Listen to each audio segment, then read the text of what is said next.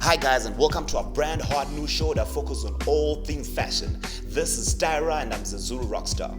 For our first episode, we'll be focusing on young talented designers. So let's get to it. So today we're going to talk about the fashion industry in Zimbabwe. So right now, tombopinda tombonyasotaura nevanhu chaivo vanoita zvemafashion izvi. And the first guest I have on the show is Sharon. Sharon is munhu akatrenda kuParis, anotonyatsokuita zvese zveziya.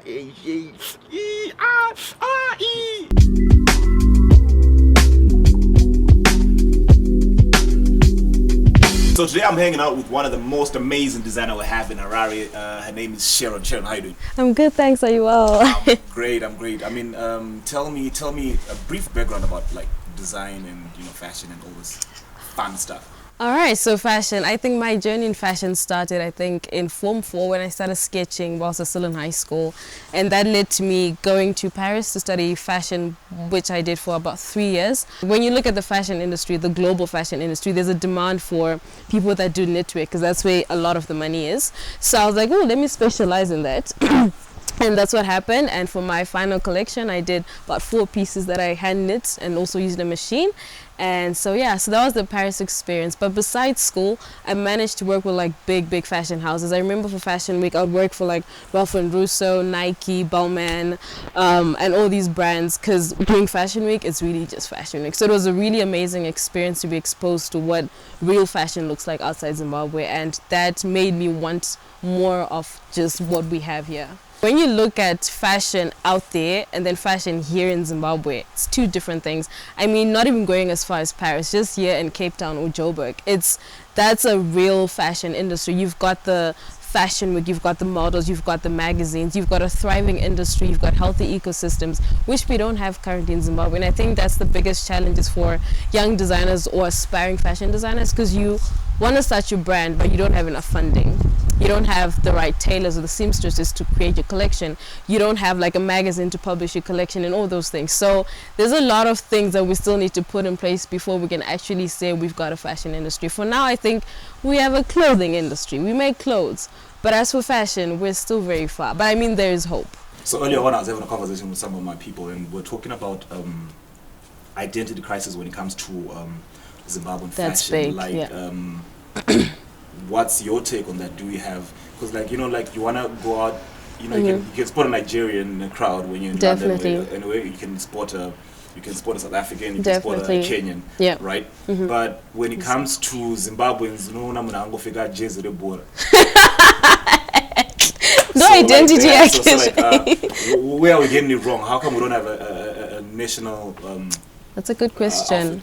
We tried to address that issue as designers, I think 4 years back, and Auntie Joyce from Zoo was actually heading that whole campaign to create an authentic Zimbabwean, be it print or, national dress. I mean, that's still in the works, but the problem, I think, it goes down to like history. I think a part of our history as a people was erased. I don't know how that happened, but when you look at Nigeria, you can trace back to like 1800s. You can see that they used to wear that sort of like garb that they still wear today. Same with South Africa, Kenya, I don't know. But with Zimbabwe, I think we've sort of adopted a bit of everything. So most of us identify with the African print, but that's not even an African print. That comes from Indonesia, and people don't know that. That's why people then just, African print, they think they're representing Zimbabwe. If you really want to dress in a Zimbabwe manner, I'd say try stick to the flags, the color of the flags, or do something, the flame lily, or wear brands like Soul Dreams that do authentic Zimbabwean jackets. Because right now as a nation, we're still trying to discover who we are.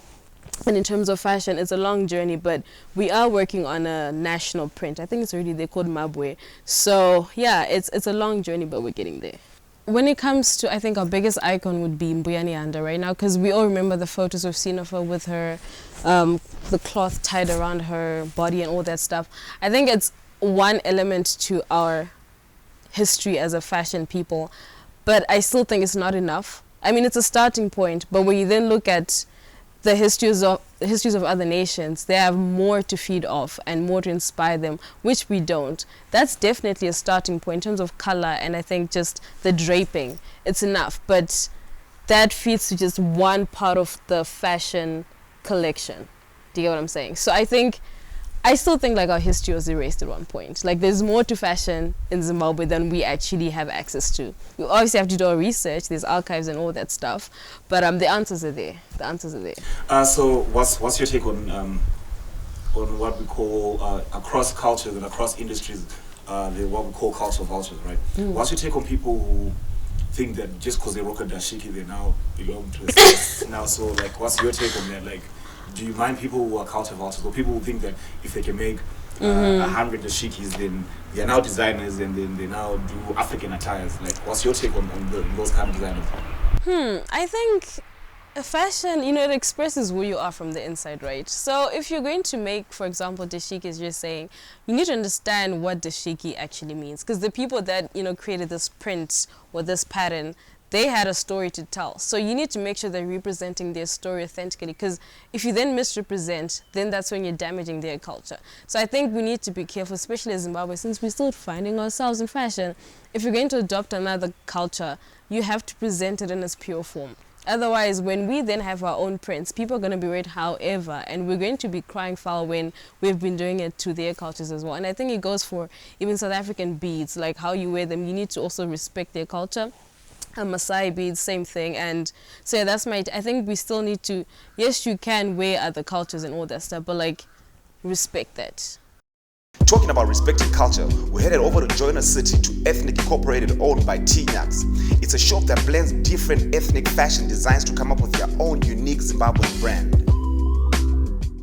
Always know good kune marasta and panenge vachitaura kunzi marasta ndeve colors, the whole we're going to demystify culture marasta and how ethnic culture goes. So I came through to a shop by Joiner City, the Ethniq Incorporated, run by one of the most hardworking young people I know, Ethniq. Mr. Ethniq, how are you doing? All right. What really inspired Ethniq way? I would say, like the name implies, Ethniq Incorporated. It was a way of incorporating different ethnicities, through fashion. So when I was studying abroad, I used to see people from other countries like Kenya, Russia, etc. They used to wear things from their countries, and it was very interesting. Yet us as Zimbabwean students, we didn't have anything to show where we're from, so I guess that's where I got the inspiration. How Zim dancehall culture and how dancehall in general has influenced the enterprise you have here? Oh, well, yeah, Zim dancehall has played a big role in what we're doing, because it's associated with, the Rasta culture, that emanates from Jamaica. So they localized it, and us as a clothing line, we converge somehow through the pop culture that the music is playing a part in, and the clothing as well is contributing to the culture. Talking about the fashion industry in general in the country, is it growing? Is it thriving? Like when we talk of local designers, I see you've got most of your brands.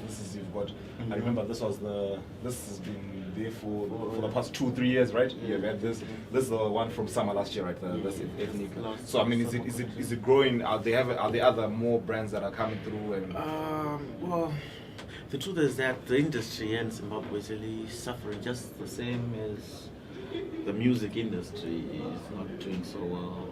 Owing to various factors, the economy, for example, it's not being so friendly to small businesses in particular. The local artists, they are influencing fashion, but they're not really influencing our local fashion. They are following the international trends. They dress like Americans, South Africans, etc. We hardly have our own distinctive look, that can be identified, with Zimbabweans. So I would say they're not really playing a big part in as far as Zimbabwean fashion is concerned. They could do a lot more, because they are the influencers. They're the ones who are best positioned to set trends. You know what I mean? So yeah, there's a lot of potential in that field. And I guess it all comes back to the quality of the products and the variety of the products that the local brands are presenting out there, you know. So, yeah. Hey, tonight, thanks a lot for having us and welcoming us into your marvelous shop. So next time when you're by Joda City, make sure you come through to Ethniq-inc Corporation and you'll probably get colors. I know what that. So please disclaimer: avatengesi zvimwe zvinhu zvavanofunga zviri associated namarasta. Avatengesi mushop munomu. Vano is just Zimbabwe inspired stuff. So anyway, Staera, back to you. Do you know what you got? STYLE style. This is Zezuru. Until next time on Staera, I'm out.